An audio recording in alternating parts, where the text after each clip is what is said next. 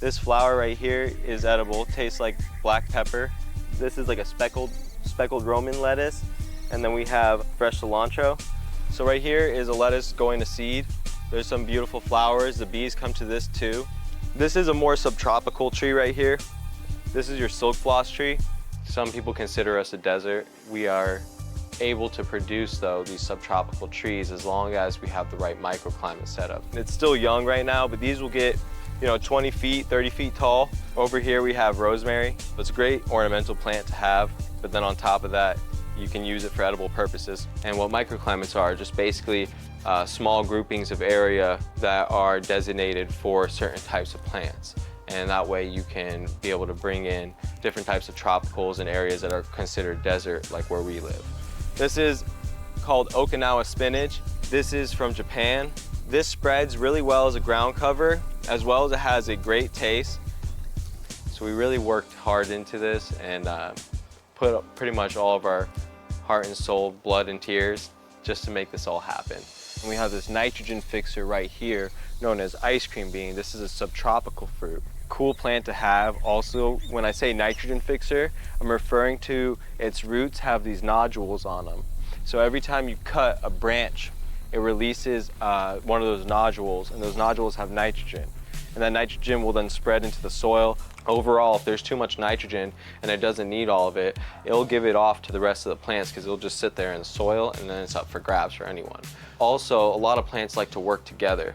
There are companion plants. One that's very common, known as the three sisters, which is squash, corn, and beans. They work really well together. One provides nitrogen, the other one grows tall for the beans to grow on, and then there's squash that grows on the ground and covers and shades it and cools it down and provides a lot of fruit.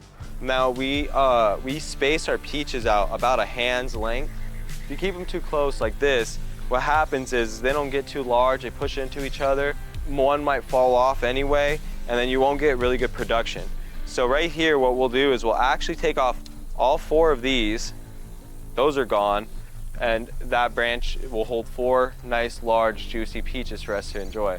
When I mention planting tomatoes, I always mention you want to plant them deeper than the soil they were brought in. So at least 2-3 inches deeper than what the soil they were brought in. This will help expose the base of the tomato plant into root, and it will make a nice beefier tomato plant. So you could definitely taste the difference between eating something homegrown versus eating something store-bought.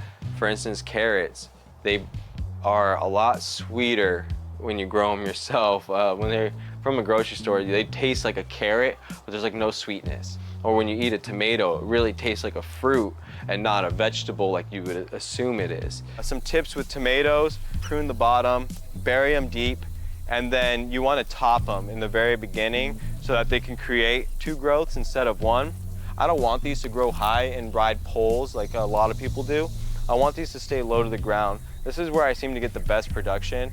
Another great part about growing food on your own and knowing where it's coming from is that you're growing within the season. So a lot of times you go into a grocery store and you find apples all year round. Apples don't grow all year round. You typically find them around July and August, and then apples are gone.